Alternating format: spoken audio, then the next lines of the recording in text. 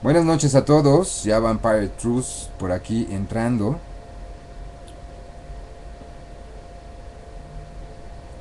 Estamos, les digo, en el universo humano de Charles Olson, hablando de este poema, de este poeta norteamericano. Déjame ver porque me parece que no se grabó una parte.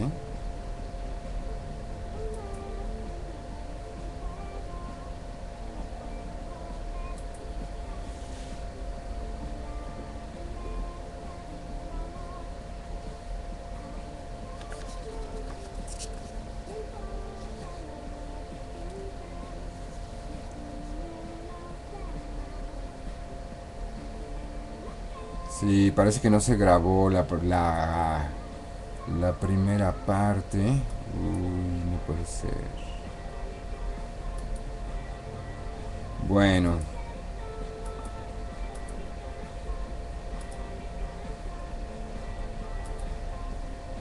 en fin. Entonces tendremos que repetir los datos. Charles Olson, nacido un 27 de diciembre, el día del cetro del 1910, es un poeta norteamericano fundamental para comprender la poesía de la segunda mitad del siglo XX. Él estableció un puente cruzal entre el modernismo, representado por Ezra Pound y William Carlos Williams, y lo que se ha denominado como The New American Poets, una rúbrica que incluye a la New York School, a los poetas de Black Mountain, a la generación Beat, al San Francisco Renaissance. En consecuencia, muchos grupos poéticos posmodernos, los poetas del Language School entre ellos, incluyen a Olson como una figura fundamental y esencial de la poesía. Al otro lado del Atlántico, estas corrientes poéticas diversas han ejercido y ejercen una influencia notable en un grupo importante de escritores alternativos y experimentales como Roy Fisher, George Hill, H. F. Prine a Edwin Morgan, detrás de los cuales puede distinguirse claramente el lenguaje moderno y creativo de Olson. Sí, hoy, en un día viernes 30 de mayo del 2014, retomando el tema de Charles Olson.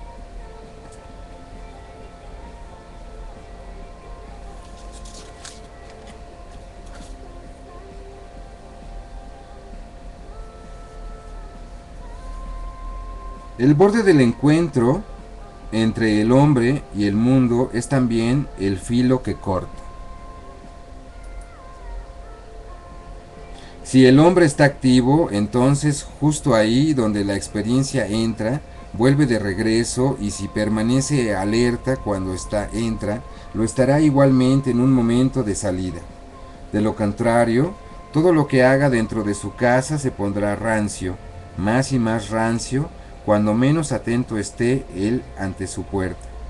Y su puerta es también el lugar donde es responsable por algo más que él mismo.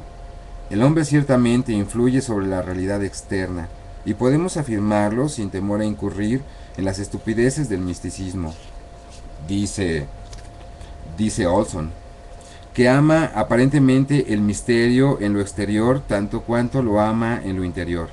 Si el hombre elige tratar la realidad externa, aunque sea en mínima medida, como cosa diversa de su propio proceso, en otros términos, como cosa diversa de aquello que concierne a su propia vida interior, entonces, díscolo como es y obligado, lo quiera o no, a usar su energía, la naturaleza es tan sutil, la usará en una dirección opuesta. La usará precisamente como viene haciéndolo desde hace demasiado tiempo, con propósitos voluntariosos y arbitrarios que, en sus efectos, no solo trastocan el rostro de la naturaleza, sino que de hecho atajan y desvían su fuerza hasta volverla incluso contra ella misma. Tan poderoso es el hombre, el hombrecito.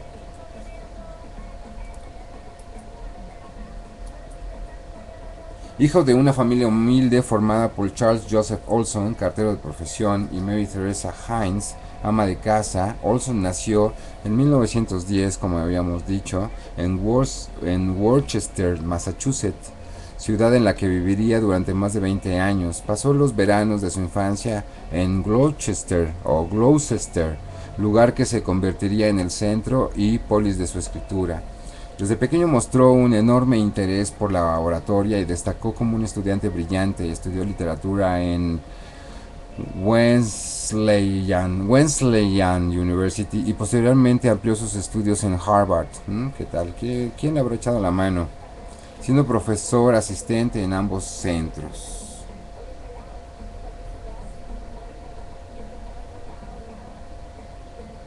Lo que el pequeño y voluntarioso hombre moderno no reconoce es que poniendo a la naturaleza contra sí misma, la pone también contra él mismo, cautivo como está en sus manos para su provecho, si así lo elige, pero también para su mal uso como ha hecho hasta ahora. Lo que me violenta es la manera en que el hombre se niega a aceptar las consecuencias de la disposición de sí mismo desde su propia entrada, como si un beso fuera cualquier cosa, como si él mismo lo fuera. Daría a un Rimbaud palabra y palabras, nunca una mano, como si Rimbaud no fuera más que un capricho de la naturaleza y no una revelación.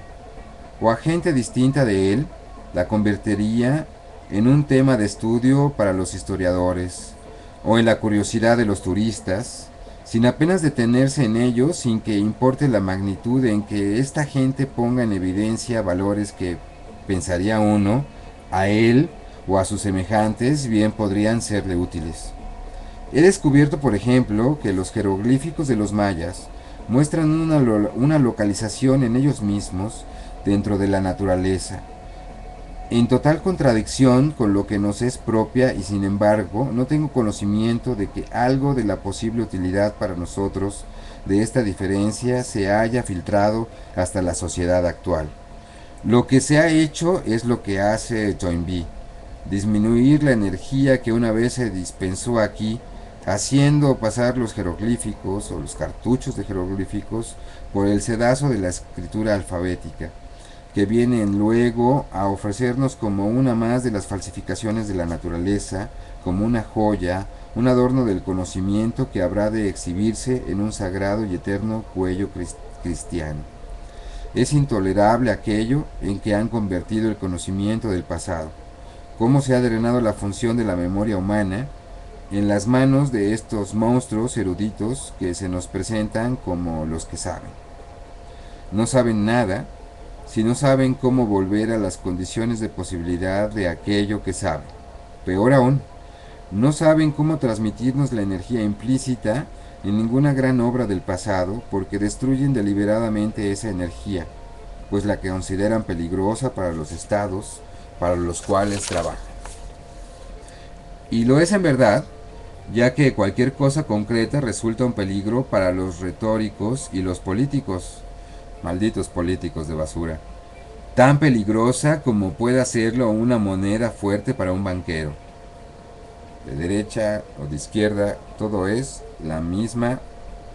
Y cuando más vivo, más me inclino a pensar que la razón última por la cual el hombre se aparta de la naturaleza y en consecuencia su propia oportunidad es que forma parte de un rebaño que quiere hacer precisamente lo que la naturaleza desautoriza, que la energía pueda perderse. Cuando veo la corrupción y la basura por la que se deja conducir el hombre, comprendo el más alto logro humano, y este consiste en esta proeza pueril: destruir, destruir, destruir. Es excesivo, excesivo para perder en él el tiempo, este idiota que desparrama sus fluidos como un truculento chamaco del vecindario, carente de dedos, que tira el agua del pozo mientras los pájaros de los alrededores están muriendo de sed en el más caluroso de los meses. Y las mujeres vienen en tropel por las mañanas con sus bebés a cuestas, implorando al menos una taza del precioso líquido para las ánforas que llevan en sus caderas. El hombre ha hecho de sí mismo una cosa repugnante y deplorable.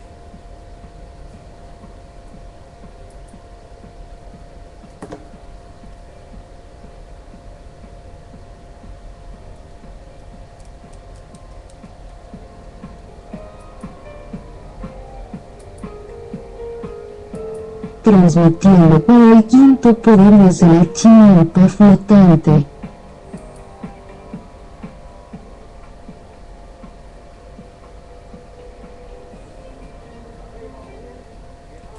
en 1941, ya iba yo a hablar de la invención, perdón, en 1941, Olson se mudó a Nueva York, 1941, un año antes de que el santo sacara su máscara de plata. Se casó con Constance Wilcock y se convirtió en director de comunicación de la American Civil Liberties Union. Un año más tarde, él y su mujer se mudaron a Washington, D.C., donde trabajaron en la división de lenguas extranjeras de la Office of War Information, alcanzando el puesto de subdirector del área. En 1944 fue fichado por la división de lenguas extranjeras del Democratic National Committee.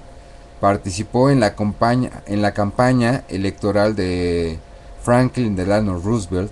Organizó, entre otros eventos, un enorme meeting en el Madison Square Garden llamada Everyone for Roosevelt.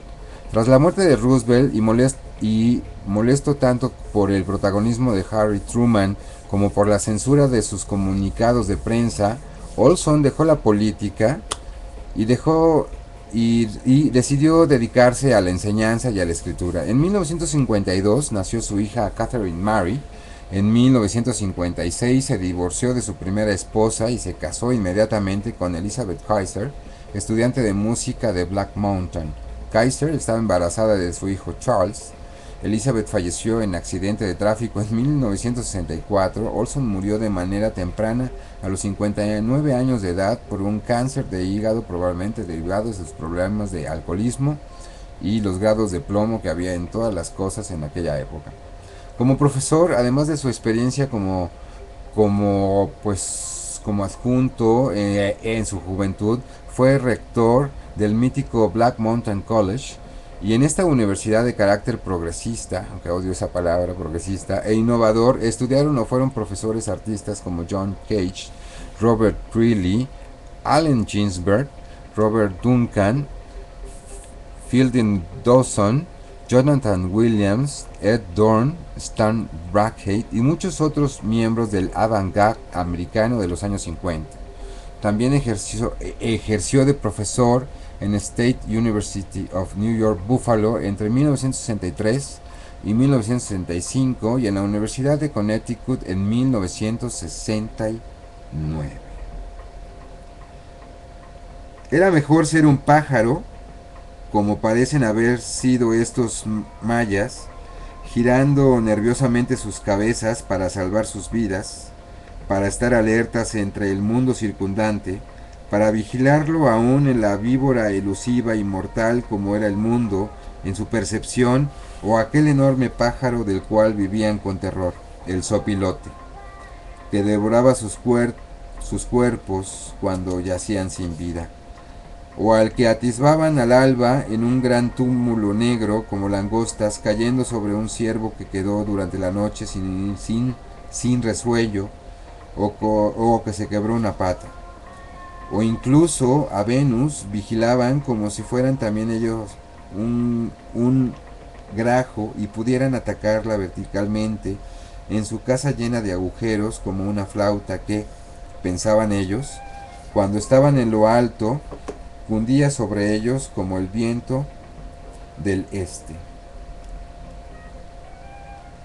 Enfermedades y esa inflamación de la piel que ellos llamaban granitos.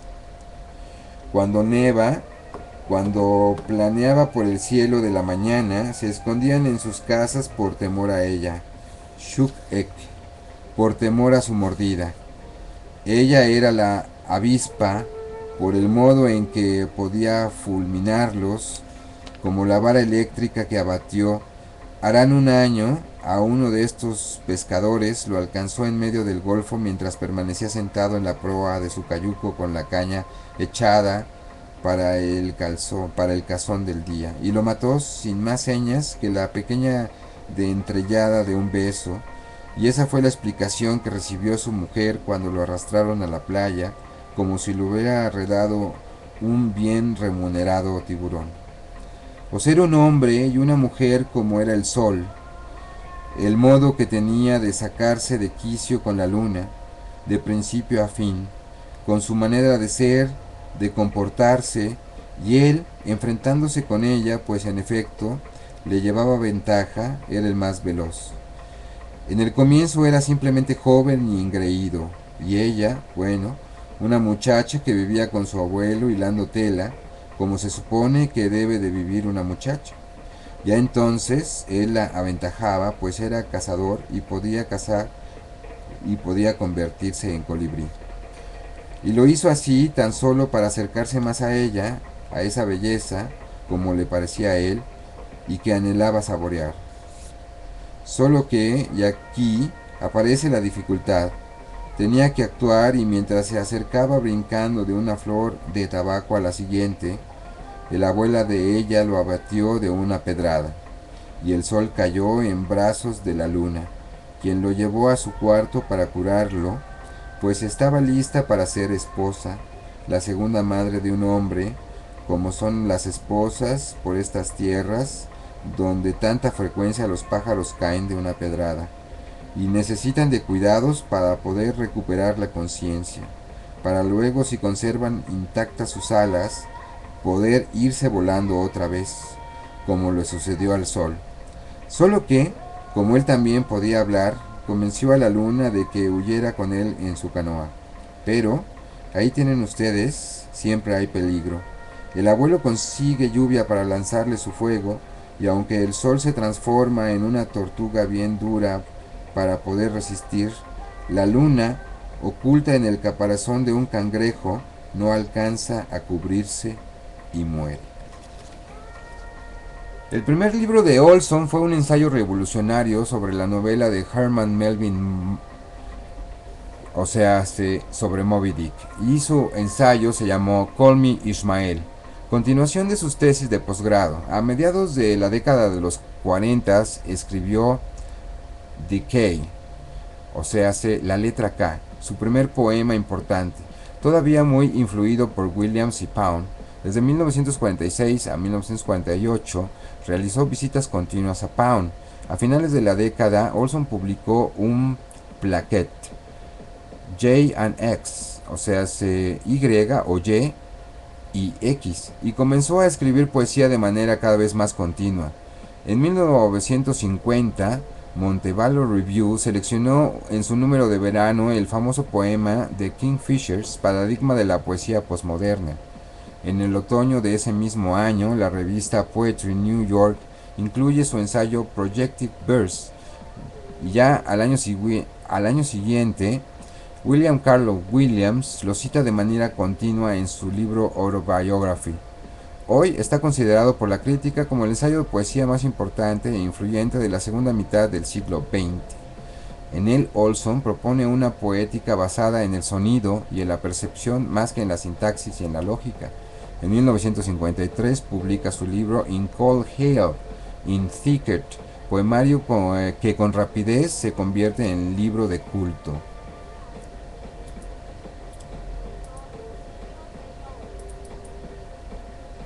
Ahora, la reputación de Olson como poeta proviene de poemas extensos y complejos como The Kingfishers y In Cold Hell, In Thicket, que ya dijimos, y por supuesto su poemario The Maximum Poems. The Maximum Poems, considerado por la Academia Americana de Poesía como uno de los 30 libros de poesía más importantes de la historia de Gringolandia, es un libro épico de unos 300 poemas que explora la historia americana desde una perspectiva a la vez global y local, en donde funde el pensamiento presocrático con la filosofía de Whitehead, Jung y otros pensadores del siglo XX.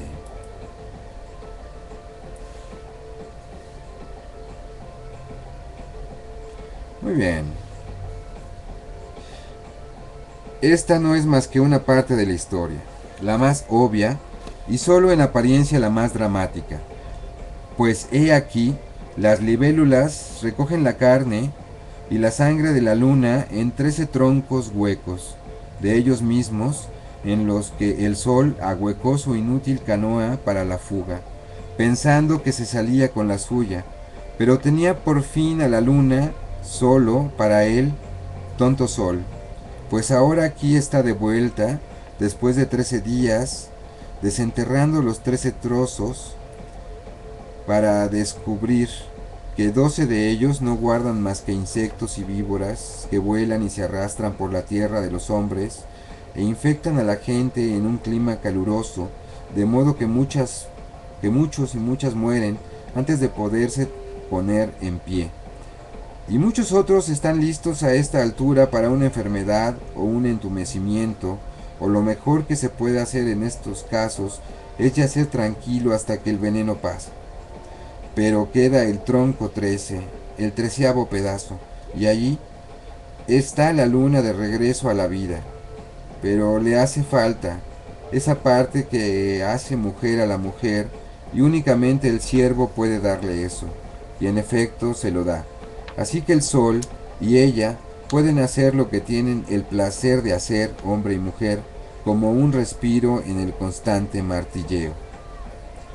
Esta es una imagen totalmente hierogámica, ¿no? Pero, vean ustedes, nada dura para siempre. El sol tiene un hermano que viene a vivir con ellos, y pronto el sol sospecha que entre la luna y la gran estrella pasa algo, pues este hermano es el tercero en el cielo, el perverso, la avispa que con frecuencia aparece con la luna. Con un truco, el sol los descubre, la luna descorazonada va a sentarse solo a orillas del río, donde el sopilote la convence para que escape con él a la casa del rey de los sopilotes. Y aunque un buitre no es algo tan hermoso como el sol, no vayan ustedes a creer que este pájaro, capaz de ennegrecer el cielo y comer criaturas muertas hasta no dejar más que huesos que el sol blanquea, no tiene sus atracciones, sobre todo para la luna, y, en especial, si se trata del rey, lo aceptó, lo hizo en tercero, el tercero de sus hombres, y fue su esposa. Pero el sol no había acabado con ella, seguía deseándola, y de nuevo recurrió a la ayuda del siervo. Consigue una piel prestada y oculto en ella, conociendo como conocían los hábitos de los buitres, se hace pasar por un cadáver. Llega el primer buitre, aterriza a cierta distancia con torpeza, se aproxima a tropezones, nervioso, hasta que, cuando está a punto de dar un picotazo, a eso le parece un cervatillo. El sol brinca sobre él y sale volando a encontrarse con la luna, la apresa triunfalmente, pero sucede que ella no se decide a volver con él. En este punto, por razones de peso o no, el sol y la luna suben al cielo para asumir sus deberes planetarios. Pero descubren el sol, falta una última cosa por hacer a la luna, para que los hombres queden conformes con ella. Tiene que sacarle un ojo de un puñetazo. ¡Auch! Pues los hombres protestan porque es tan brillante que no los deja dormir. Y demasiado se parece la noche al día, y ya el día resulta excesivo, y algo de la dulzura de la noche han de tener. Así pues lo hace, le saca el ojo, y da gusto a los seres humanos. Ay, qué mal está esto, hombre. Violencia de género, diría yo. Pero cuando se excede, cuando de tanto en tanto la eclipsa por completo, algunos sostienen que es señal de que los dos siguen peleando, presumiblemente porque el sol no puede olvidar la promiscuidad de la luna, aunque según dicen otros, la luna es definitivamente errática, una mentirosa, una chismosa que cuenta al sol cómo se comporta la gente en la tierra, cómo se embriaga y hace las mismas cosas que ella. De hecho, dicen los viejos, es tan difícil entender a la luna como a una mujerzuela cualquiera. Eran apasionados estos mayas, porque el mundo en que vivían apasionados, para ingerirlo como era, tal como es, con ciudadanos míos. Existen leyes, lo que equivale a decir que el universo humano es susceptible, al igual que el otro, de ser descubierto y definido. La dificultad radica en que un hombre queda tan sorprendido ante la posibilidad de triunfar sobre su propia incoherencia que se detiene ahí, se exalta y torna luego a sí mismo contento con lograr al menos un poco de sentido. O, si dice algo a otro, cree que basta, la batalla ha sido ardua y algo aterradora, con envolverlo en un poco de misterio. O, el camino es duro, pero si persistes, esto es lo que lograrás. Lo que necesitamos ahora es una mirada más fría, una discriminación y luego un grito. Der Weg stirbt, dijo, y tenía razón. Der Weg stirbt, quiere decir el camino muere. La pregunta es, ¿was ist der Weg? ¿Qué es el camino? La dificultad del descubrimiento en el denso mundo humano, puesto que se trata de nosotros mismos y nada más esté fuera de nosotros, reside en que la definición es parte del acto, como lo es la sensación, puesto que la vida es preocupación consigo misma, que la conjetura a su respecto es parte de ella, es en igual medida en lo que es su irrupción en nosotros, su despliegue. En otras palabras, nosotros somos el instrumento de descubrimiento, así como también el instrumento de definición y su ganado. Se explica naturalmente entonces cómo el lenguaje sea la piedra angular de todo el asunto y que, si queremos ver algunas de estas leyes otra vez, se haga necesario examinar ante todo la condición actual del lenguaje y se refiere Olson al lenguaje precisamente de su doble significado de discriminación, el logos y de grito, la lengua, el idioma. Pero no podemos detenernos. Hemos permanecido por un periodo demasiado largo sujetos a generalizaciones, al menos desde el 450 a.C., y esto ha dejado su marca en los mejores de nosotros, en las mejores cosas.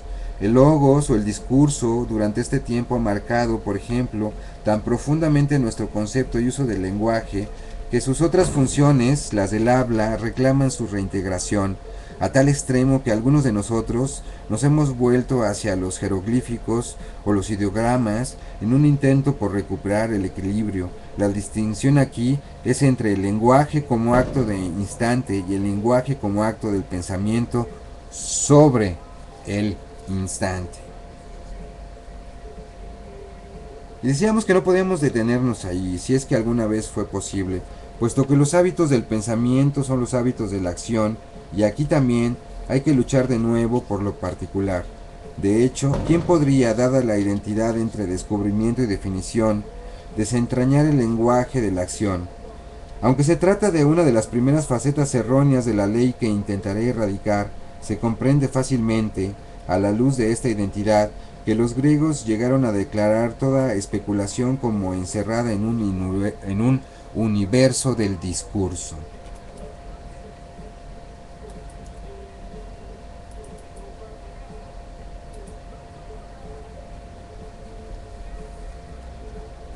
En su palabra, y esta ha sido desde entonces el refugio de todos los metafísicos, como si también el lenguaje fuera un absoluto, y no al igual aunque el hombre un instrumento que no debería ser extendido por grande que sea el apremio, hasta abarcar lo que cada uno, hombre y lenguaje, es en virtud de aquello que nos ha tocado compartir y que es suficiente de poder y de belleza, de modo de no requerir una exageración de las palabras y en especial de aquella universo, pues el discurso difícilmente podría ser tal, o solo de modo arbitrario.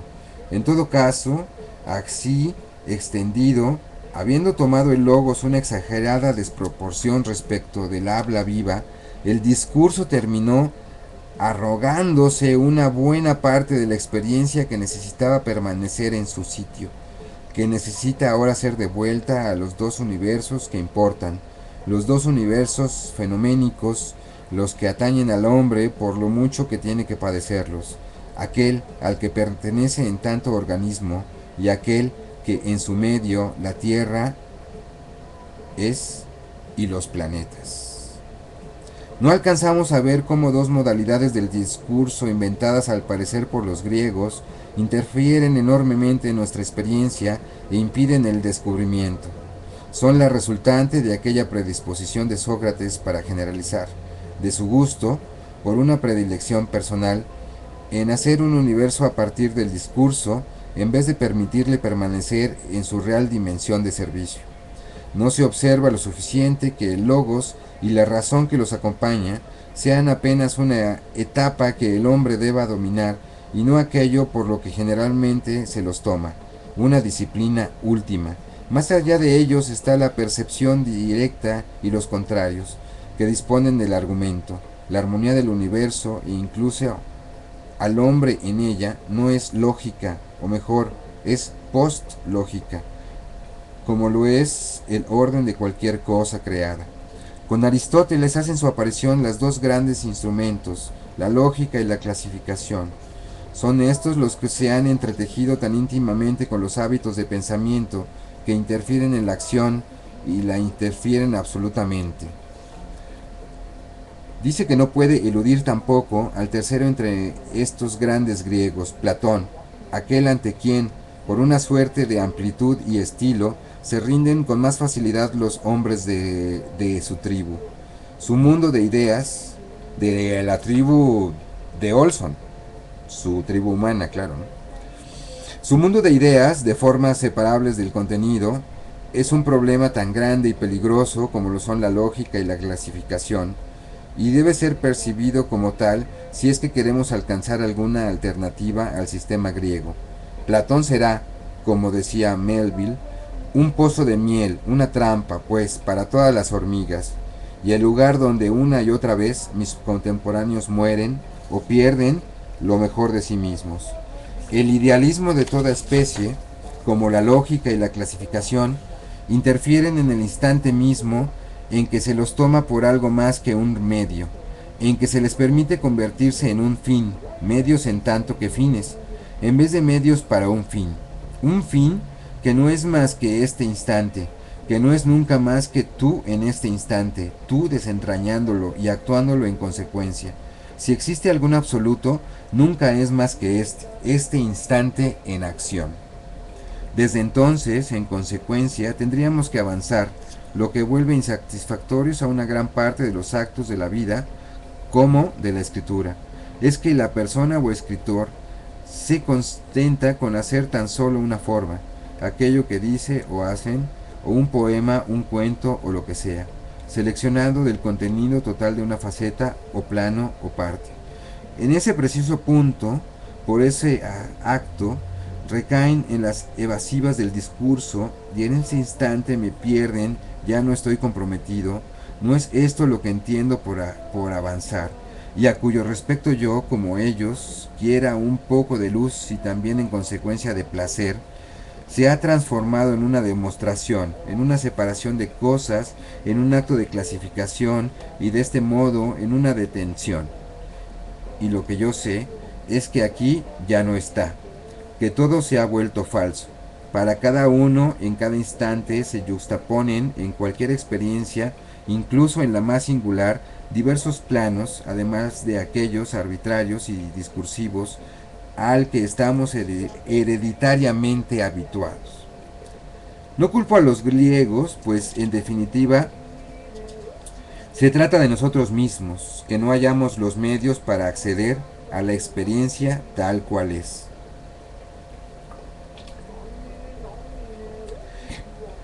Es nuestra definición y la expresión de ella. En otras palabras, no hallamos los medios para permanecer en el universo humano sin llegar a parcelar la realidad en algún punto, de algún modo. Pues esto es lo que hacemos, lo que se ha venido dando y el modo en que se puede exponer el proceso como hoy se afirma. Es la función, comparación o su denominación mayor, simbología. Estas son las dos caras erróneas, bien conocidas, que encubren y mantienen en desuso los estados intelectuales activos, la metáfora y la ejecución. La comparación no hace más que establecer una serie de puntos de referencia, Comparar es tomar una cosa y querer entenderla señalando sus similitudes y diferencias con relación a otra. Y ese es el problema, pues no es tanto que sea similar o diferente. Estas similitudes o diferencias son sólo aparentes, sino que este análisis consigue sólo una descripción. No logra aprender lo que realmente importa, que es una cosa. Cualquier cosa nos impacta por algo más importante, su existencia misma, sin referencia a ninguna otra existencia. En resumen, aquello que reclama nuestra atención, aquello que nos acucia a saber más sobre ella, es su particularidad. Esto es lo que nos confronta, no su clase, como tampoco ninguna jerarquía, sea de cantidad o calidad, sino la cosa misma y su pertinencia para nosotros que somos la experiencia de ella, más allá de lo que pueda significar para otros o de cualquiera relaciones que pueda tener. Tiende a haber un medio de expresión para esto, un medio que no sea divisivo, como lo son las frases hechas y las invenciones de los griegos. Tiene que haber un medio que sea no excluyente, sino incluyente, que salga al encuentro de lo que ocurra a cada instante, en medio que, para definir, no desvíe, distraiga, desbarate, deteniendo en el acto de descubrimiento. He estado viviendo durante algún tiempo con un pueblo que es más o menos el descendiente de una cultura y una civilización opuesta a aquello que hemos conocido nosotros, cuyos hijos somos. Llama la atención que sea únicamente el amor y la carne lo que parecería llevar en ellos aún la marca de sus antepasados, que el resto de lo que fue una grandeza distinta de la nuestra se haya perdido bajo el impacto de nuestro avance, y hoy, salvo cuando sus cuerpos se entrechocan en un autobús, en el metro, o cuando revelan la profundidad o la tenacidad de su amor en el ámbito familiar, son pobres fracasados del mundo moderno, incapaces incluso de procurarse agua para beber o lavarse cuando las lluvias de junio no alcanzan a llenar los aljibes. Han perdido la capacidad de sus antepasados para realizar obras en común, pero hacen algo cuyo secreto ningún contemporáneo conoce, no obstante poseerlo aún por naturaleza. Llevan su carne con la diferencia que da una comprensión que es común. Cuando los caminos me zarandean contra cualquiera de ellos, niños, mujeres, hombres, la carne es lo más apacible, la carne de las que estamos hechos, no la carne de los animales. Generosa, nada de esa contracción de que en Gringolandia procura el hombre por el resto de su vida, el mayor cuestionamiento a sus derechos sobre los alcances indómitos de su propio organismo. El acceso que esta gente me otorga, así como sucede entre ellos, es directo, y el individuo que asoma en esa carne es precisamente él mismo, un curioso animal errante como yo. Son tan hermosos, tan animales los ojos humanos cuando no se lleva la carne tan ceñida. Qué humana e individuada surge la mirada del ojo humano cuando no se exagera su propia casa. No resulta fácil salvar aquí el subjetivismo, afirmar esto de modo que ustedes comprendan que no se trata de una observación, sino de una primera ley para restaurar la casa del hombre, pues lo notable en estos lermeños, puesto que son nativos de Lerma, un pueblo de pescadores mayas del estado de Campeche en México, con los que Charles Olson vivió, en contraste, por ejemplo, con la gente de la ciudad vecina, es que aquí las criaturas de grandes orejas y pequeños ojos permanecen como la minoría que debieron haber sido siempre, antes que los visitantes los volvieran valiosos y les permitieran salir de sus agujeros y proliferar y dispersarse sobre la tierra. Nada es accidental, y el hombre, como la naturaleza, no hace nada sin un plan, o la disciplina para transformar el plan en hechos. Y si es verdad que vivimos ahora con temor a nuestra propia casa y fácilmente podemos encontrar las razones de ello, también es cierto que podemos encontrar las razones de por qué aquellos que no viven o vivieron como nosotros lograron resolverlo de modo distinto al nuestro. Mi suposición es que estos mayas contemporáneos son lo que son porque una vez operó un concepto que mantuvo la atención en un grado de estabilidad tan alto que, uno, los hombres podrían permanecer intensamente interesados en la expresión y el gesto de todas las criaturas, incluyendo al menos 3 planetas, además del rostro humano, ojos y manos, de modo tal que inventaron un sistema de registro escrito denominado ahora cartucho jeroglífico, que en su aspecto mismo es verso. Los signos eran elegidos con tanta claridad y densidad que retienen, tallados sobre la piedra, el poder de los objetos de los que son la imagen. 2. Eran capaces de reunir piedras con la suficiente proporción como para decorar un monte cercano o convertirlo en un torreón para el fuego o en un observatorio o en uno de los pilares de un recinto donde la gente al amparo de una sombra podía intercambiar camotes por sandalias, sin tener que decir que lo hicieron los extraterrestres o es por voluntad de los alienígenas ancestrales. 3.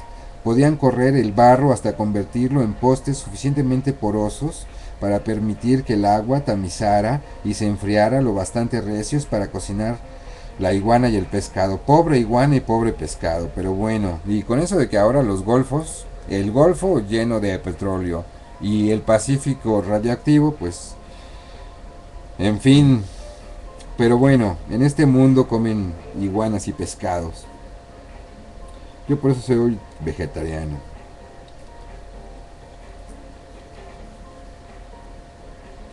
Y tan elegantes como para dar a la ceremonia, califica Charles Olson, el lugar que le corresponde, también en los más elementales actos humanos. Y cuando la gente tiene tal disposición, no debería sorprender que, mucho antes de estos logros, esta misma gente obtuviera una mejora de la naturaleza, la domesticación del maíz, que es todavía una de las maravillas del mundo, incluso para una nación de Burbanks.